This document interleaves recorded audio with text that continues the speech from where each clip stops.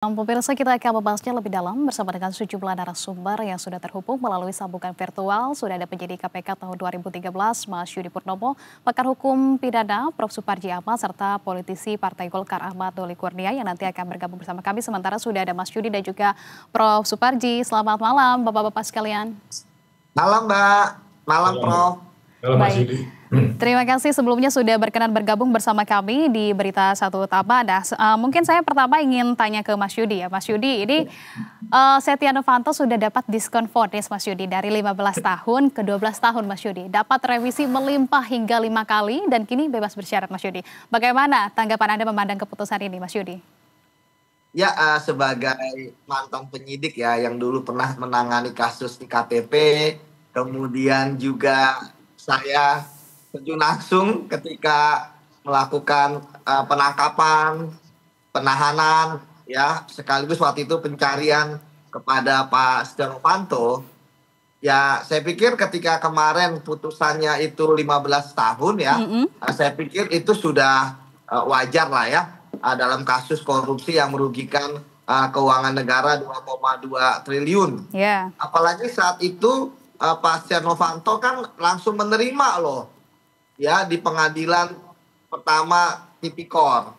Suatu hal yang bagi saya yang sangat tidak lazim ya. Biasanya kalau tidak menerima kan langsung banding ya, tapi beliau langsung ingkrah di pertama untuk suatu kasus yang menurut saya dilakukan oleh ketua DPR saat itu ya, itu orang kuat gitu ya. Itu langsung pertama ingkrah. Saya pikir ini ada suatu strategi apa gitu ya.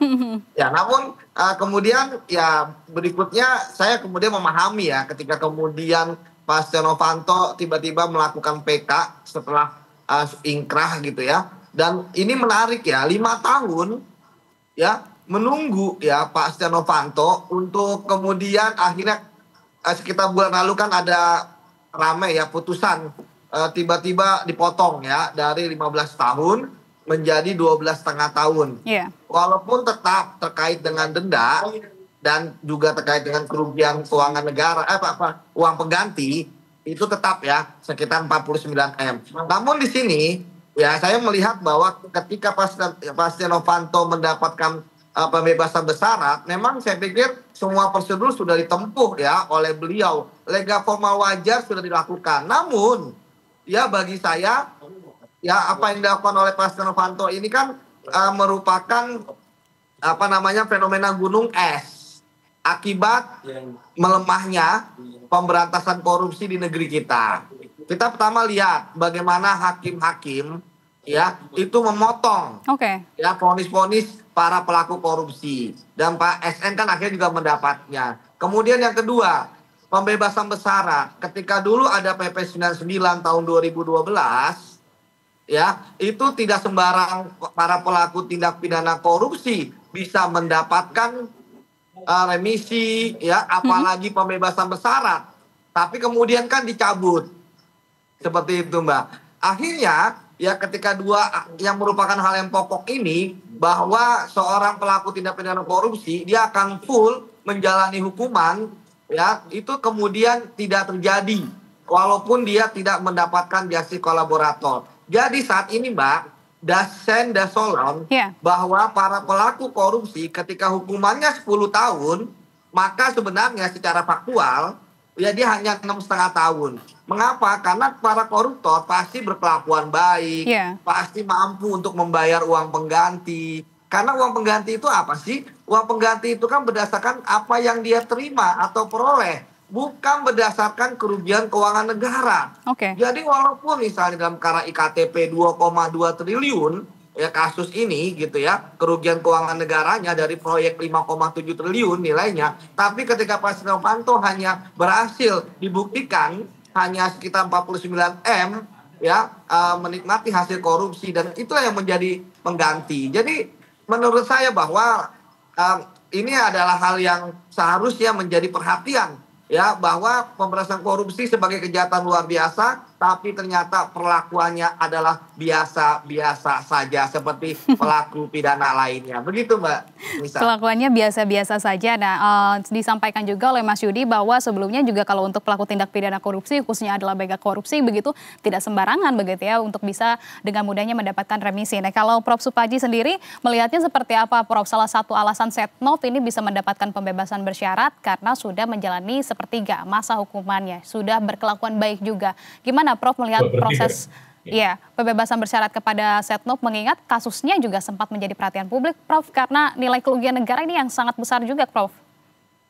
Ya, secara prosedural formal tidak ada yang salah, tetapi kan kita bernegara kan tidak hanya bicara aspek prosedur kan.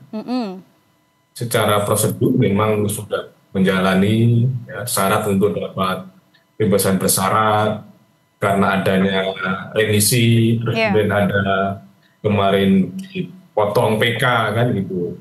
Dan soal kelakuan baik itu kan sangat-sangat subjektif kan gitu loh. Ya, sehingga sekali lagi poinnya adalah ditinjau dari sisi aspek prosedur formal, maka memang tidak ada yang salah. Tapi pada konteks kita bernegara, lagi kita ini berantas korupsi, meningkatkan sebagai sebuah kejahatan yang luar biasa, maka mestinya kan cara-caranya tidak biasa gitu loh. Dan ini kan satu keanehan ya, pada satu sisi ya, yang bersangkutan ini kan tidak menempuh upaya hukum biasa, tidak ada banding, tidak ada kasasi, tapi terus upaya hukum luar biasa gitu loh. Ini kan sesuatu hal yang upaya biasa tidak dilakukan, tapi kemudian mendapat perlakuan ya yang biasa seperti kelaziman yang lain, ya, narapidana yang lain, jadi juga momentum yang baik gitu kan. Sekarang kan sedang dibahas KUHP ya, apakah logis gitu ya, ketika seorang narapidana tidak banding, tidak kasasi, langsung bisa PK. Kan kita pahami kenapa tidak banding, tidak kasasi, karena bisa naik. Sedangkan untuk PK kan tidak mungkin naik gitu loh. Maka kemudian lebih aman menempuh jalan PK saja daripada banding, daripada kasasi yang kemungkinan meningkat. Nah itulah sebetulnya sesuatu yang secara formal sekali lagi tidak ada yang salah. Tetapi bahwa ketika bicara tentang hati nurani, bicara tentang keadilan substansial, keadilan masyarakat, jelas-jelas ini adalah mencederai. Yang mestinya ini akan kemudian berimplikasi sangat luas gitu. Masyarakat juga sudah bisa menilai gini, bagaimana komitmen pemberantasan korupsi gitu ya. Ketika kemudian kemarin ada remisi, ada abolisi, sekarang kemudian PB ya, maka ini kan akan dipertanyakan sangat serius gitu loh. Dan ini bertentangan dengan semangat bagaimana ketika membongkar kasus Mas Sabri atau kasus-kasus besar yang lain gitu kan. Ini menurut saya konsistensi ini menjadi penting bagi pemerintah untuk menunjukkan keseriusan memberantas korupsi termasuk perlakuan terhadap narapidana gitu. Oke, baik. Nah, Mas Yudi, ini tapi kita juga melihat jelas begitu ya bagaimana kemudian kasus Setnov ini menggemparkan publik karena mega korupsi beramai-ramai yang dilakukan merugikan negara hingga 2,3 triliun rupiah. Tadi juga sudah Anda singgung begitu. Menurut Anda dengan keputusan remisi ini apakah semakin mencederai kepercayaan publik begitu ya pada penegakan hukum terhadap koruptor? Tadi juga disampaikan oleh Prof. Suparji begitu. Ini ya kita perlu melihat juga nih keseriusan negara untuk memberantas koruptor. Ya, saya tadi sepakat 100% dengan Pak Prof. Suparji ya. Bagaimana ini menarik strategi yang dilakukan oleh Pak Setia Novanto ya. Tidak melakukan banding atau kasasi hukum biasa, tapi kemudian langsung ke PK.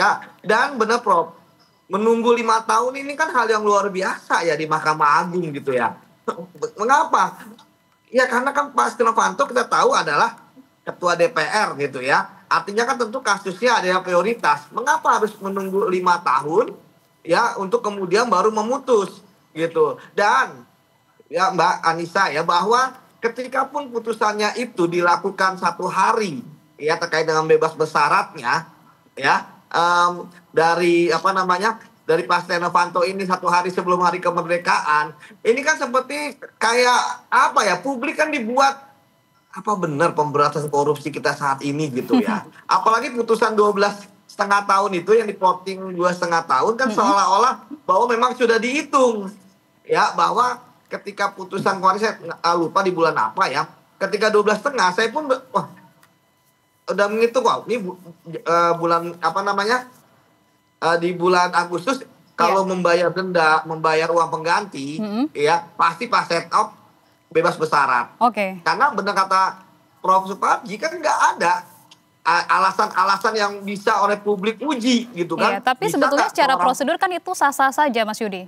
Betul, betul Mbak. Dan akhirnya ya ini kan tidak akan menjadi efek jerak. Pasti besok koruptor-koruptor yang lain akan memudahkan itu. Pertama tadi saya katakan bahwa di pengadilan langsung aja ikuti caranya ya, karena tadi benar kata Prof, mengapa tidak banding, tidak kasasi, karena disparitas hukumannya yang 15 tahun itu masih ada 5 tahun untuk maksimal 20 tahun.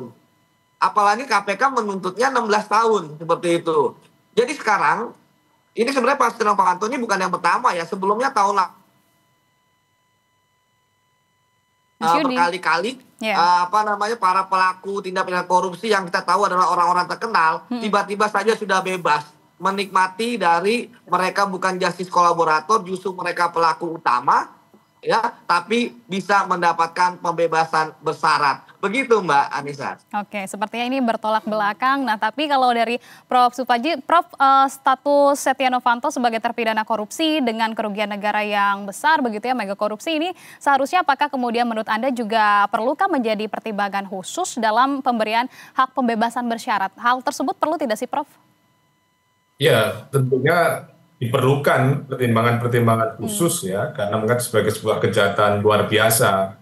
Tetapi bahwa tidak bisa disalahkan juga para pengambil kebijakan tentang pembebasan bersyarat ini, karena sandarannya adalah peraturan yang ada, bahwa semua narapidana punya hak untuk mendapatkan remisi ketika sudah memenuhi syarat menjalankan sebagian penjaranya, maka kemudian dapat pembebasan bersyarat, dan kemudian ketika yang bersangkutan memang berkelakuan baik, maka mendapatkan berbagai misalnya remisi tadi itu. Jadi kalau kemudian sandarannya peraturan, maka tidak ada yang salah. Yang salah itu kan waktu itu PP 99 diubah kan, kemudian undang-undang kelembagaan pemasyarakatan juga lebih permisif kan itu. Terus kemudian perlakuannya narapidana umum dengan narapidana khusus juga diperlakukan sama. Jadi kalau sandarannya hanya undang-undang, hanya peraturan-peraturan ada, maka kemudian tidak bisa dipersalahkan. Tetapi sekali lagi bahwa semangat pemberantasan korupsi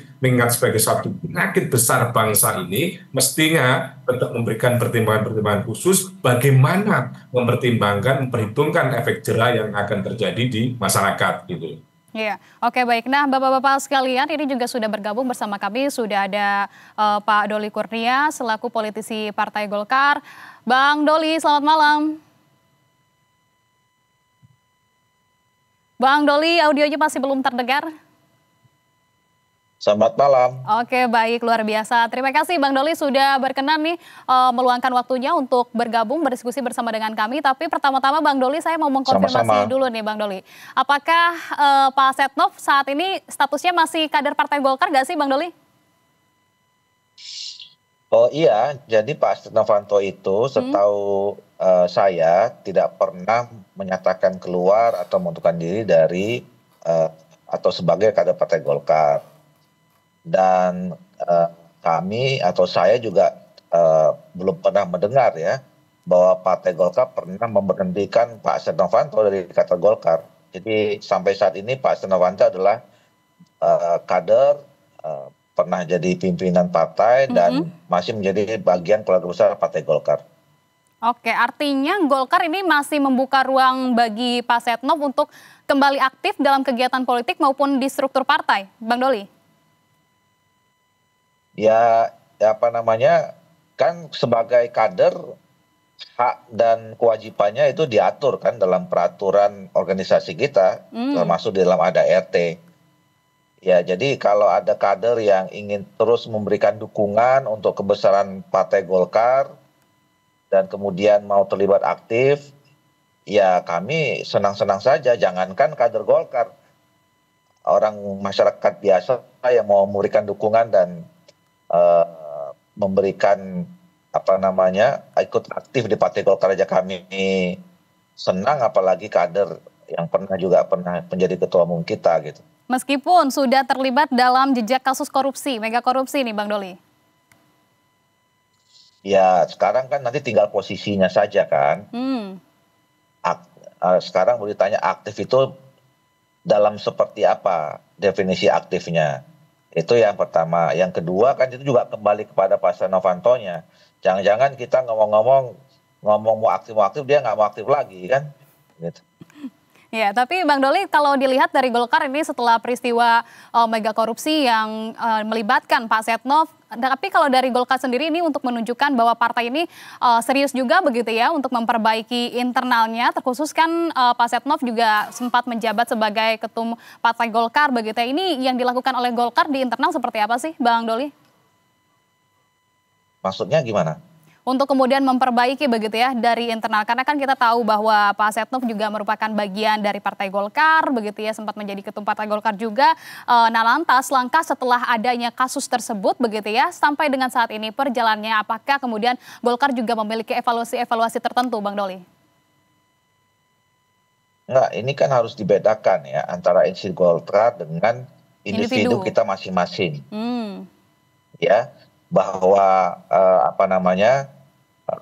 urusan hukum, kemudian ada persoalan-persoalan hukum yang dihadapi itu kan urusan pribadi ya. Dan posisi Partai Golkar itu juga selama ini tidak ada sangkut pautnya ya dengan urusan pribadi masing-masing. Nah, begitu kemudian kemarin seseorang kader Partai Golkar misalnya berurusan dengan masalah hukum, nah posisi Partai Golkar itu ya kita memberikan bantuan hukum itu pun kalau diperlukan kepada yang bersangkutan gitu. Nah dan biasanya kan mereka juga punya tim hukum atau kuasa hukum sendiri ya. Nah jadi tidak ada hubungannya antara urusan pribadi kita dengan institusi Partai Golkar. Oke, nah selanjutnya ini langkah yang akan dilakukan dan juga dari aktivitas politik dari Pak Setnov begitu ya. Nanti kan ini dalam waktu sekitar 2,5 tahun lagi ya Bang Doli. Artinya nanti bisa langsung aktif begitu untuk berpolitik lagi, terkhusus adalah di kader Partai Golkar. Begitu Kak Bang Doli? Ya itu tadi saya katakan. Kita ini kan punya aturan ya, punya mekanisme yang diatur dalam peraturan organisasi kita. Jadi basically atau pada dasarnya yang disebut sebagai kader Partai Golkar itu ya boleh ikut aktif di dalam memperjuangkan misi dan nilai-nilai serta cita-cita Partai Golkar gitu.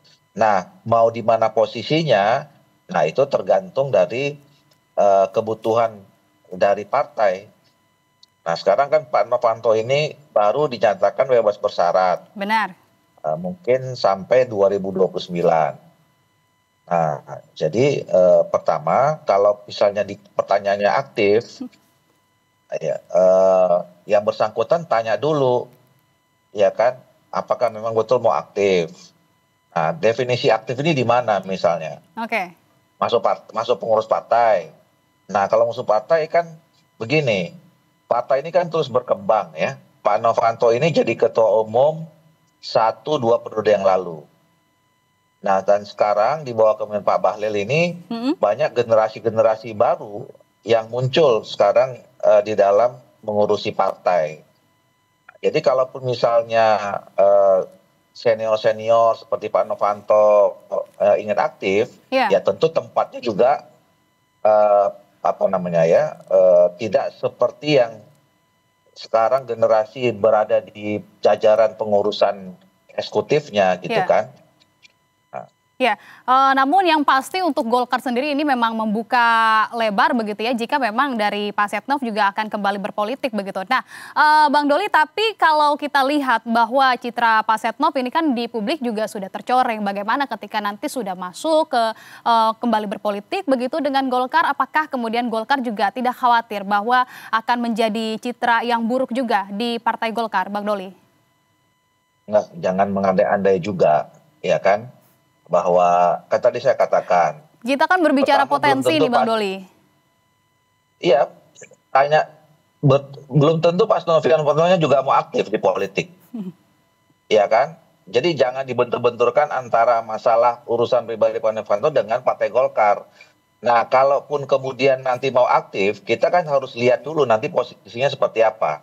Aktifnya di politik, aktif politik gimana? Mau jadi caleg misalnya, atau mau jadi calon presiden? Ya belum tentu juga gitu. Ya, jadi sekarang seperti yang disampaikan oleh Prof. Suparji tadi, ya, saudara Pak Novanto ini sudah dinyatakan bebas bersyarat berdasarkan peraturan yang tidak ada dilanggar, iya kan? Nah, dan dia sudah jalani itu dengan baik. Apapun putusan pemerintah, ya kita harus hormati. Nah, sebagai Partai Golkar, yang Pak Novanto itu adalah bagian dari Partai Golkar, ya tentu kita bersyukur karena ada kader kita yang sudah menjalani proses ini dengan baik, ya dengan ikhlas gitu. Nah, nanti ke depannya mau seperti apa, kita nggak usah mengandai-andai dan kemudian nanti dianggap Partai Golkar citranya buruk loh, belum terjadi apa-apa, orang yang bersangkutan juga belum tentu mau aktif lagi atau tidak gitu. Namun yang pasti sekarang Partai Golkar tetap membuka lebar-lebar tangannya untuk Pak Setnov begitu ya Bang Doli? Nah, bukan lebar-lebar bahasanya, dia nggak pernah keluar dari Partai Golkar. Iya, oke baik. Nah, kalau buka lebar-lebar itu kan ada orang yang keluar, kemudian kita terima lagi. Nah, kita nggak pernah menyatakan bahwa dia keluar dari Partai Golkar.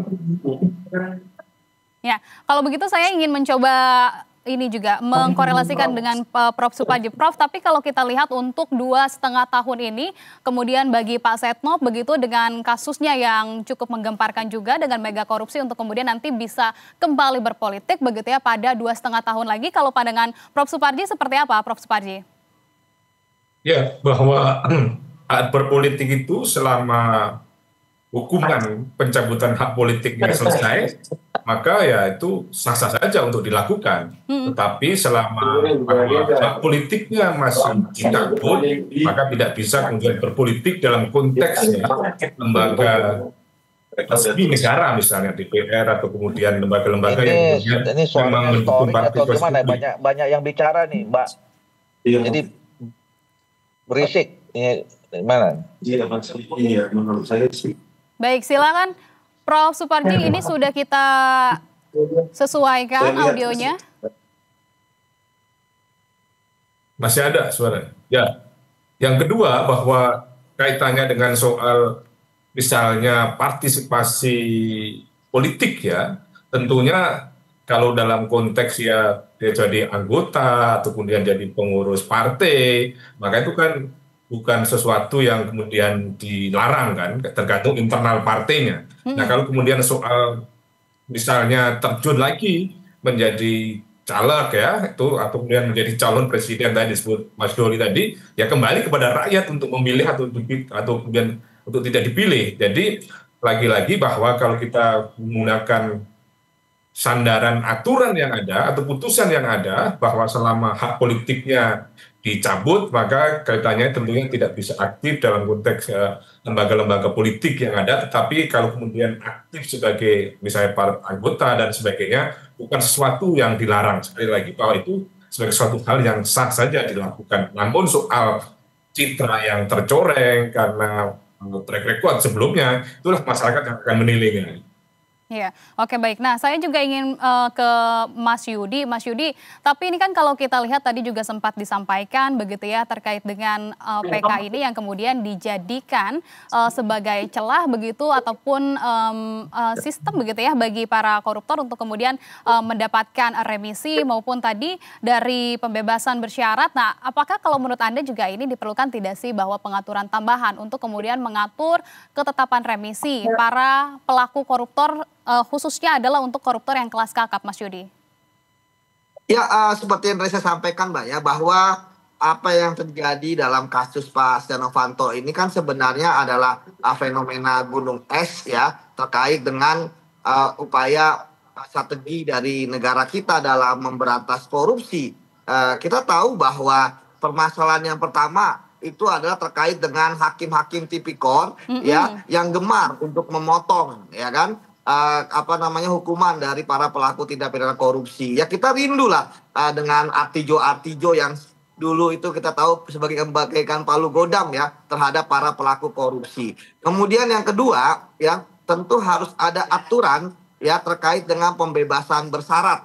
Ya. Ya, bagi para pelaku tindak pidana korupsi seperti sebelumnya yaitu PP 99 tahun 2012 sehingga yang bisa mendapatkan pembebasan bersyarat, yang bisa mendapatkan remisi adalah mereka yang menjadi justice kolaborator yang parameternya salah satunya adalah merupakan pelaku bukan pelaku utama, kemudian mau membuka kasus korupsi yang lain. Kemudian yang ketiga yang paling kita tunggu-tunggu sebenarnya adalah undang-undang perampasan aset. Oke. Ya, nah itu sangat penting ya untuk memiskinkan pelaku tindak pidana korupsi. Karena ketika tadi saya katakan bahwa para pelaku korupsi itu pasti bisa mengganti ya uang pengganti ya, bisa membayarkan uang pengganti karena uang pengganti itu dibayarkan dari ya hasil yang berhasil dibuktikan oleh penyidik dan penuntut umum ya, mereka menerima berapa. Jadi apa yang mereka nikmati bukan terkait dengan kerugian keuangan negara. Contoh tadi saya sampaikan bahwa ketika kasus korupsi 100 triliun misalnya, kalau hanya menikmati 5 miliar, ya hanya 5 miliar saja. Sehingga upaya untuk memulihkan aset-aset dari korupsi itu akan sangat sulit gitu ya. Inilah yang menurut saya 3 hal tadi, bahwa Mahkamah Agung harus bergerak cepat, jangan sampai obral diskon potongan ini itu akan terlalu tidak terkendali gitu kan. Nah, kemudian yang kedua undang-undang perampasan aset disahkan dan yang terakhir adalah pembebasan bersyarat harus dilimitasi. Seperti itu Mbak. Oke, baik. Nah, terakhir mungkin saya ingin ke Bang Doli. Bang Doli terkait dengan dari Pak Setnov sendiri, apakah kemudian kalau Bang Doli dari Golkar ini sudah menjalin komunikasi kah? Mungkin sudah berbicara atau ada rencana bertemu dengan Pak Setnov begitu sebagai senior dari Partai Golkar. Seperti apa sih Bang Doli? Ya, belum ada dan tidak ada rencana. Tidak ada rencana? Karena kami tidak tahu menahu ya. Misalnya, jadi apa yang dilakukan, kemudian proses yang dihadapi oleh Pak Setia Novanto itu kan tadi saya katakan tidak terhubung dengan institusi Partai Golkar. Ya, kami nggak tahu beliau akan dapat bebas bersyarat, kemudian PK-nya kemarin diterima gitu loh, ya kan? Nah, cuman ketika informasi itu sebagai fakta sudah kita terima bahwa beliau sudah bebas walaupun bersyarat, ya kita ya syukur saja gitulah, karena dianggap sudah menjalani hukuman 2/3, terus kemudian berkelakuan baik dan seterusnya gitu. Jadi kami sebetulnya selama ini juga ya komunikasi sebatas hubungan kemanusiaan saja, kalaupun ada di antara kami yang berkomunikasi, ya.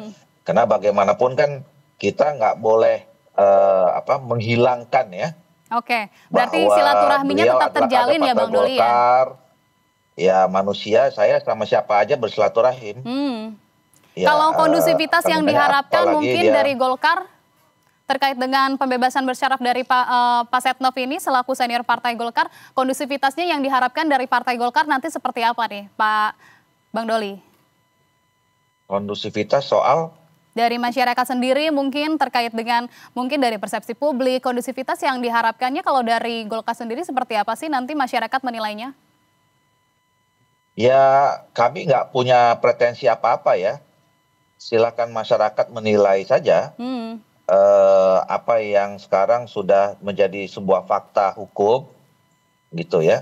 Nah, tapi kalau tadi ditanya soal sikap Partai Golkar, kami menghargai, menghormati putusan yang sudah diputuskan gitu ya. Dan kemudian juga dengan catatan-catatan tadi semua peraturan sudah terpenuhi, syarat sebagai orang yang pernah menjalani hukum sudah terpenuhi. Artinya tidak ada yang dilanggar secara hukum. Ya kita hormati saja putusan itu. Oke, baik. Secara prosedural begitu ya, kalau dari Golkar memang menghargai seluruh keputusan maupun segala proses yang sudah dilalui dengan sah begitu. Dan juga tadi sudah ada pandangan-pandangan dari penyidik KPK 2013, Mas Yudi, maupun juga pandangan dari Prof. Suparji. Terima kasih banyak kalau begitu atas pandangan dan juga waktunya Bang Doli, Prof. Suparji maupun Mas Yudi. Salam sehat selalu. Sukses selalu untuk Anda, selamat malam. Malam Prof, malam Bang.